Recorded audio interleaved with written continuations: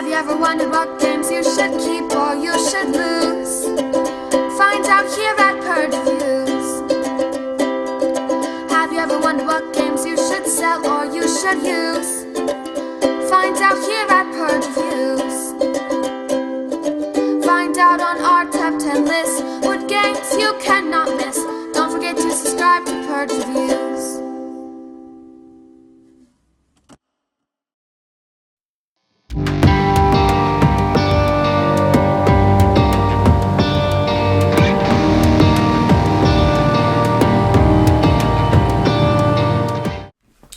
Porta Nigra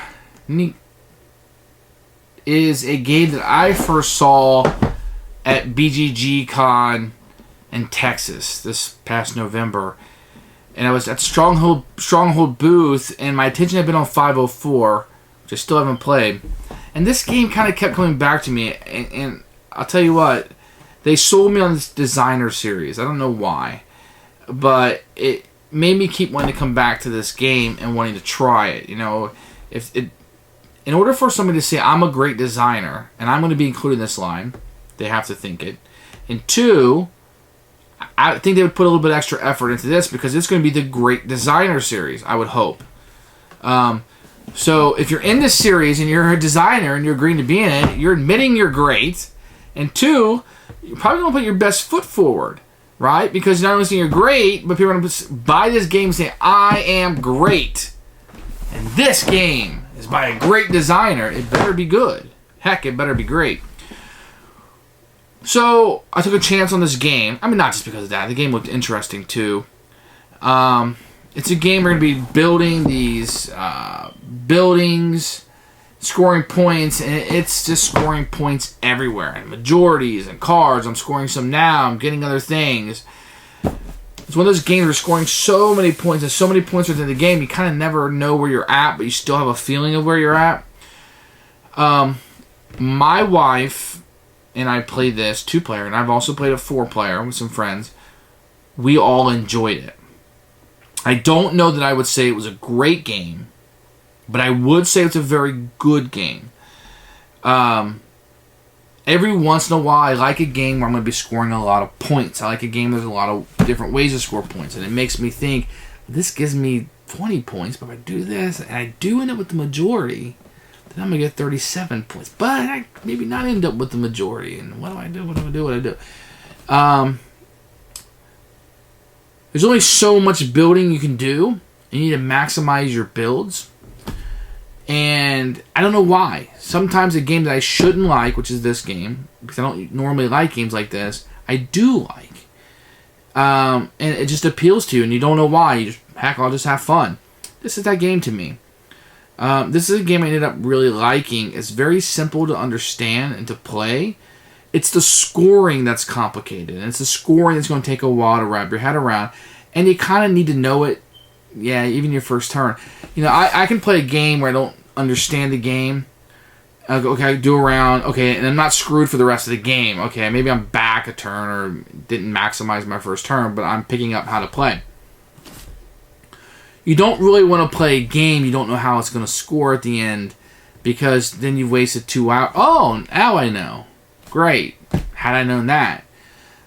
You don't want to feel screwed by your playing, if that makes any sense. At least that's how I come across. This is a game you really need to explain the scoring of the game and make sure everybody understands it.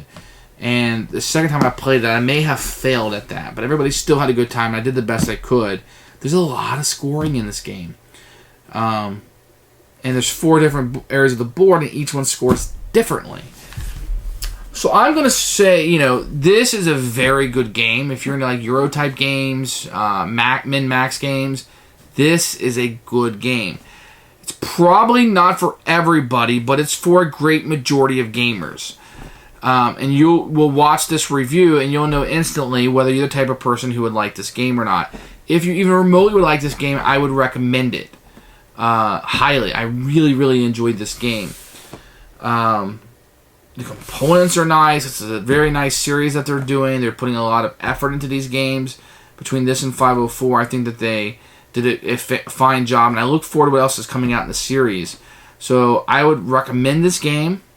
I would say, the first play, You're going to like it. And this is the kind of game that gets better with more plays. It's not... The complication's not going to get more. You're just going to enjoy it more. Once that scoring starts to click in your head, it may click the first time for you. Fantastic. But the more that scoring clicks, you're going to want to play against people who know the game more, and thus you're going to enjoy it more. So this is a game that I look forward to playing over the years and enjoying a little bit more.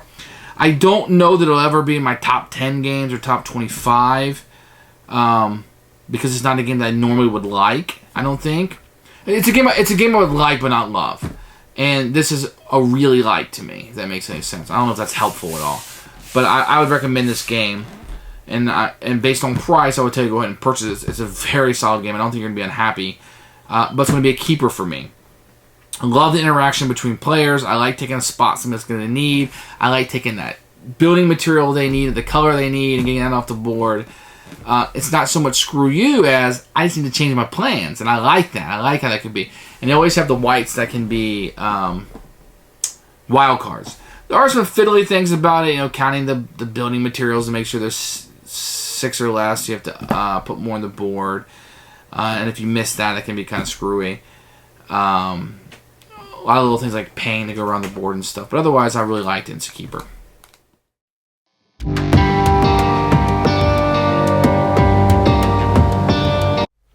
I'm going to show you the components for a Porta Nigra. A real big, thick box. This is part of the Designer series from Stronghold. Stronghold normally puts out games with good components.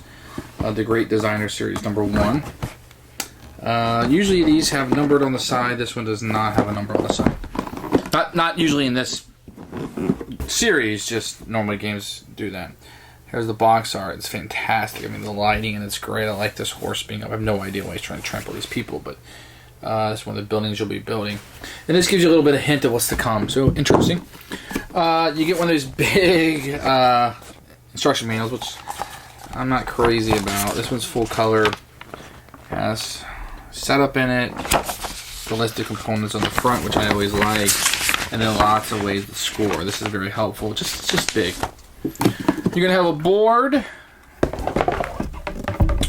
which you'll see in the flow of the game. You shuffle these up and hand them out.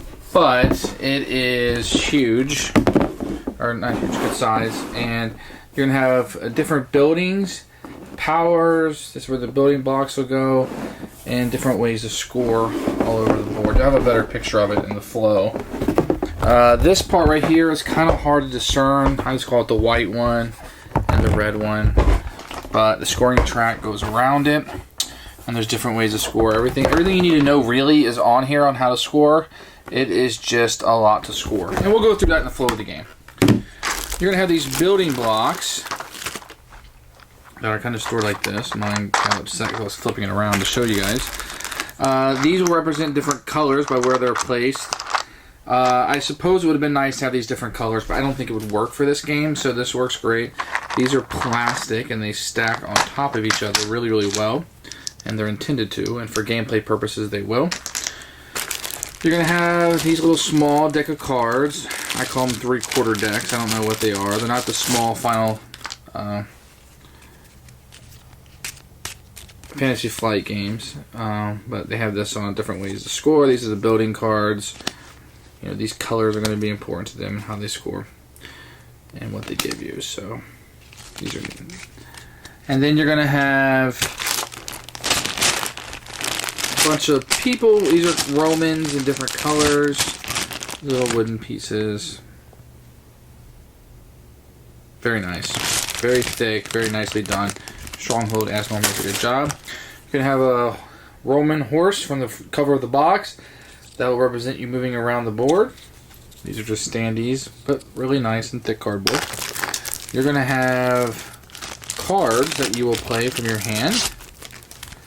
Everybody has a different color, so these would be the blue ones. Everybody has the same cards of what you'll do, and this will represent a round of the game.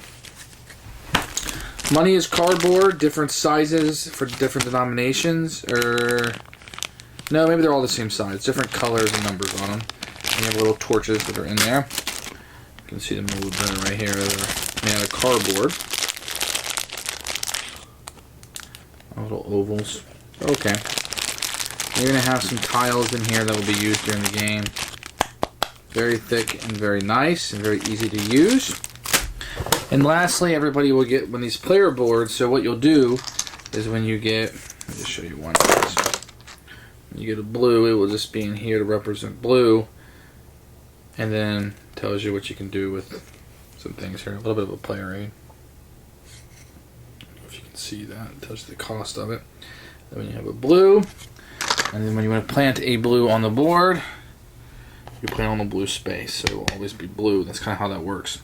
And that's components. The components are really nice. These plastics are very nice. Even these standees with all the artwork, everything is fantastic.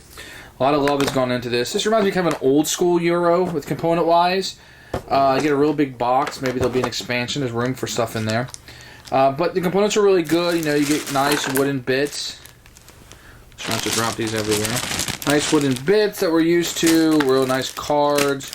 You know, the paper money is gone. We got cardboard. Lots of cardboard. Cards are good stock. You won't be shuffling these all too much, although they'll be used throughout the game. These little size cards help. I don't usually like smaller cards, but these are nice because it doesn't take up as much table space. So very nice. So the components are really good, and you'll enjoy those immensely.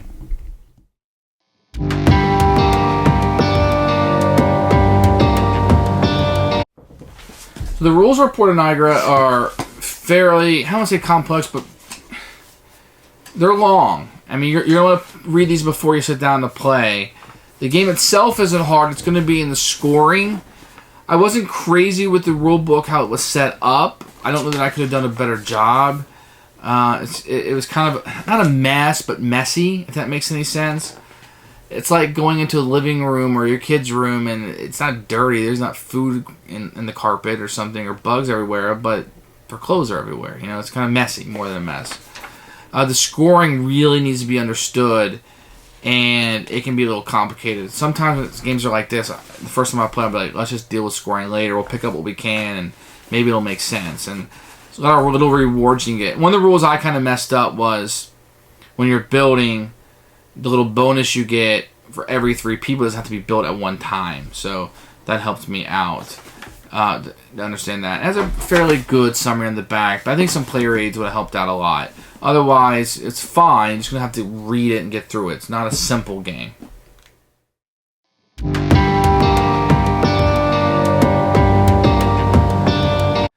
I'm going to try to give you an overview of this game. I'm not really looking to teach you the game per se. I think that this may answer some questions that will come up. So the way the game starts, you'll put, I'm just going to show you like a 1 player. I'm not going to show you more than that. But so you place this guy wherever you want on the board. Doesn't matter. And then when the game starts out, you have these tiles that will be shuffled. And you'll turn them over to add, as you can see here. So this would tell me I would add 1 black, 1 white, and 1 yellow. So black, a white, and a yellow. This is going to become the market. And you're going to continue to do that. Then you would turn over the next tile. Black, a blue, and a red. Black, a blue, and a red. And you would continue to do this until you had 14 of these on the board. So the next one is every color except for red. So I got 6 out there now, so this is 7, 8, 9, 10. And we're looking for, I believe, 13. So every color but red and yellow. So, and the white. And this is going to create the market. If you ever get below 7, so 6 or below, then you would fill it back up to 14. So then you would have extra tiles left over for when that happens. So every round, after every round, you're going to count this, which gets tedious, to make sure there's 7 on the board. And that's the first thing you do. If there's not, then you add more, just like we did. And then what you're going to do is move to the action phase. And you're going to have 1, 2, 3, 4, 5, 6, 7, 8 cards. You'll play each of these during a turn, but you will take 2 off the top, and you will always have 2 to choose from. I'm going to show you 2 different cards. So, okay. This card will only be used in a 2- and 3-player game. With a 4-player game, you play with 7 cards. So you have 2 to choose from. And basically how this is going to work is the torches on the bottom tells you how many actions you can take. There's always 2 or 3 actions. So this gives you a scroll. This gives you you can buy a black. Now the cost to buy the blocks, which is mainly what you're going to be doing, is printed on your play area. Black is 1, blue is 2, red is 3, 4 is yellow, and white is 5. White's going to be, white can be white, which you'll need to collect some whites, but it can also be a joker. It can be any color. So it's a wild card also, in addition to being white. So white's, and it tells you right here, white can be any color. But you also need whites. It's not efficient to use a white because it's the most expensive. You know, if a white is costing you 5. Let's see if I have that here. A white costs you 5, and a black costs you 1. It's inefficient to spend 5, 1, but sometimes you'll need that for scoring purposes. So back to the cards. You can take, if I play this card, I could take 2 of the actions. I could get a scroll, buy a black, or buy a color of any color. If there are no blacks, then I can buy any color I want. This one allows you to get $5 to build. That means score victory points. I'll show you how that's done in a second. Buy a white. If there is no white, then you'd buy one of any color, or buy one of any color. You probably wouldn't pick this. You probably always pick this one first. You know, if you were going to do, this one gives you 3. If you want to money this, because you wouldn't be hamstrung by what you had to buy. But nevertheless, I'll go into what all of these things do in just a second. So if you want to buy from a brick, you would just spend your money, buy the color you want. So if I had played this card, for example, and I could build a gray, the only trick is my guy has to be in the area of the brick. Let me zoom in on this a little bit. Okay. So the area that he's in now, I can buy red or white. You can buy white no matter what area you're in. That's why it's in the center. If I wanted to buy, if I played this card, and I obviously want to put my guy at the beginning of the game, if I wanted to buy a different color, but let's say I wanted to buy yellow. If you look right here, there's a coin. So you always have to move clockwise, and I would have to pay $1 to move there, and then I would have to pay $4 on my play area to buy the yellow. So technically buying yellow that turn would cost me 5. 1 to move, and then 4 for the product. And then when I bought this, I would pay the money, and this would be in front of me, not on the board. Let me see if I can zoom out. So then I would, on this, I'd put my little yellow guy there, and I would have 1 yellow building marker. And that's how that would work. If you took this one for the $5, you take 5 money off the pool, and you can build. Let me show you how building works. Building works where I'm at. I can build anything I want. So there's a few different areas on the board. If you're building in this area, you can build anywhere from 3 to 8, and you're going to get victory points, which you can't see, of course, because it's out of area. So you're going to get victory points based on how many you build. So if you build 8, you can't see it, 37 or 18. So you have to build at least 3 here, and that's signified right there. And you only have so many space that can be built there. Over here, on this side, you have a number of spaces that can be built. So you can see the white's pretty good, 5, 11, 17. And then you're going to have over on this side more places that can be built. You can see the 3, 5, 7, 9, 3, 5, 7, 9, 2 blacks for 3, 2 blues, and so on. And then 4 whites will get you 24 points. And then over here, you'll have even more spaces. And these don't have different areas. These are just, so you can see the 3 and the 7 red. 1 red is 3 points, 2 red is 7 points. Fairly easy. The only trick to it is you have to be in that area to build. And once again, to move is going to cost you a coin per area you want to build. So if I bought that yellow and I wanted to build it here for 4 victory points, it would cost me 2 more coins to move. I'd put my building block out.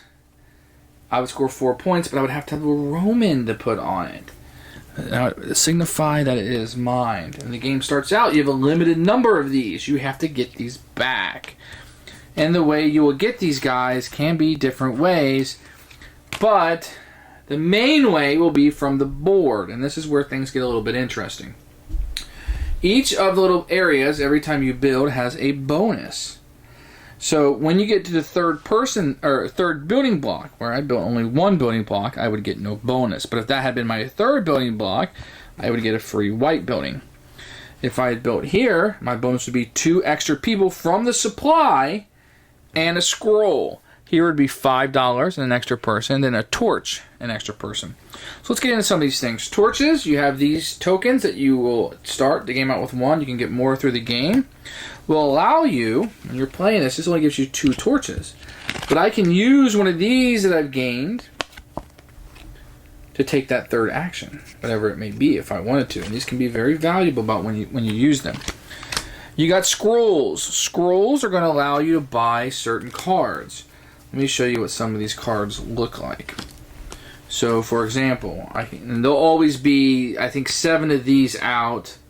Or anyway, a number of these that are out in the game of face up people can buy. You pay 1 scroll, you get 4 coins, and a torch. Remember, torch allows you an extra action. For 2 scrolls, you can get a torch and 5 victory points. This one, for 1 scroll, gives you a blue. For 2 scrolls, gives you a white. For a scroll, you get an extra person from the supply and a torch. This one, for a scroll, gives you a torch and 3 victory points. A scroll gives you a yellow. There's a bunch of things that you can do with these that just kind of break the rules and add to the game and etc. Some of these will give you more victory points. And this one, if you cash in your set collection, you're going to get 30. I'll get to that in a second. This allows you to build on top of a building you already built onto. A free build. Well, not free. You give up a scroll. So there's different ways you can utilize these.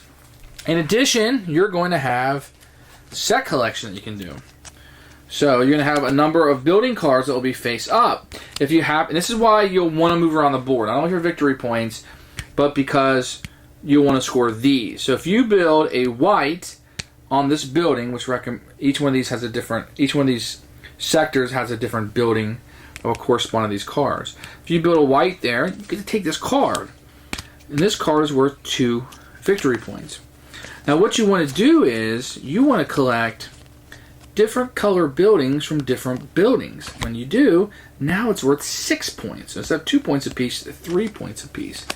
And if you can get a third one, 3 different colors, 3 different buildings, I've got 12 points. Okay? So these can add up, and you want different building blocks on different buildings. Now you can have more than one set going. So these will be face up. Whenever you build the requirement, a white building at this location, you get to just take the card for free. At the end of your turn, a new card will come out. Fairly easy game. That is pretty much all of it. The only tricky part is going to be the extra scoring. And I think it's printed on the board, but I think the easiest way to show you will be by just showing you the book. So if you're trying to build this building, there will be 2 rows, an A and a B. And whoever has the majority will score 12 in row A. And whoever has second most will score 6. And same thing for A and B. In this area, you're going to have 3 rows, A, B, C. Whoever has the max in row A, which will be the top row, which requires 3 of each, where B requires 2 of each, and C requires 1 of each. And you'll score victory points for the majority. The third one is the city wall. And this is going to be just a bunch of buildings laid out. Whoever has the majority of building blocks there gets 20. And whoever has second most will get 10. If you're third, you get 0, and so forth. And the last one is the port. And this is where you can build 3 to 8. This is probably the most confusing one. So whoever has the most 3 buildings will score 12, and the second one 6. And whoever scores more 8 will score 37, 18, and points in between. So you're not only moving around the board building things and scoring victory points and scoring for the building card and getting these building cards and scoring points, but you're going to be looking towards the end of the game because each sector, each area, each building is going to score differently based on who has the majority. So there's a lot of things going on. The game is simple. What you do on a turn is easy. The trick is, what am I going to maximize to score the most amount of points? And it isn't always obvious because it depends what other people are building and whether you have a chance to get majority, whether you can close down the majority and get those points and lock them in, or do you take your chance that nobody will build there and go somewhere else? Lots of good decisions in this game. This is Porta Nigra. I really like this game. Well-designed game. It's an old-fashioned Euro in my mind, so some people are going to overlook this. Highly recommend it. A lot going on. Very simple. Phase 1, being returned, you check to see if you have to add any building blocks. Phase 2, you have 2 cards in your hand. You pick one to play. The torch is telling you how many actions you got.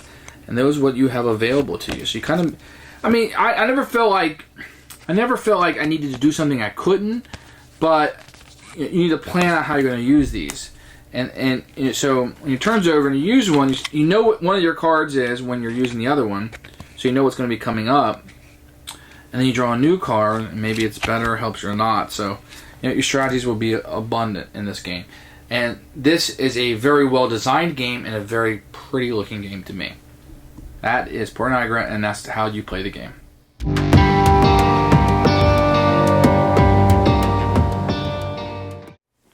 Who should buy this game? I'm going to recommend this game for gamers. Absolutely.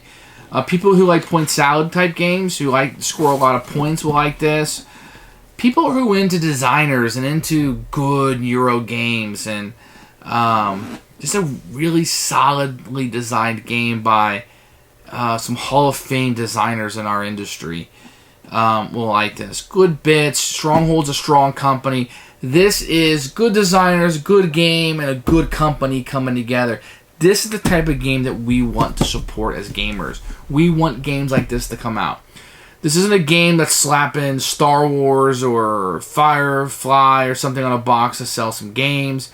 This is solidly designed game, great components by a fantastic company, and a good game. I don't want this game to fall through the cracks because we need more of these. I don't want a game to be sold just because it has superheroes on it. It's fine. I like superhero games. They're fine.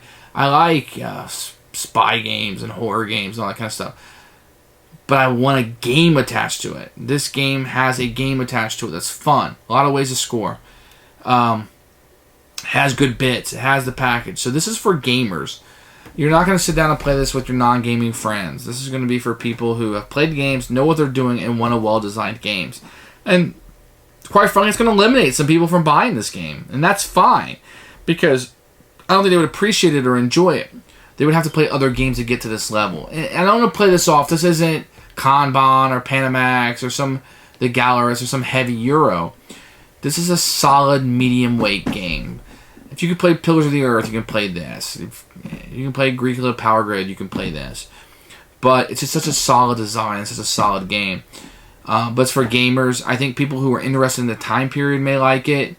This theme has been done to death, and I think that might detract from the game. I hate that it does so, but it may. Otherwise, give this game a shot. If you're not going to buy this game sight unseen, try this game out. Seek it out. It's going to be a solid game, and I do fear that it will fall through the cracks. And I feel like in this designer series, I haven't played 504 yet, but 504 got so much hype that this one kind of fell through the cracks a little bit. But a really good game. And I think that you should check this one out and possibly just go ahead and purchase it. It's worth it. It's that good. Keeper for me.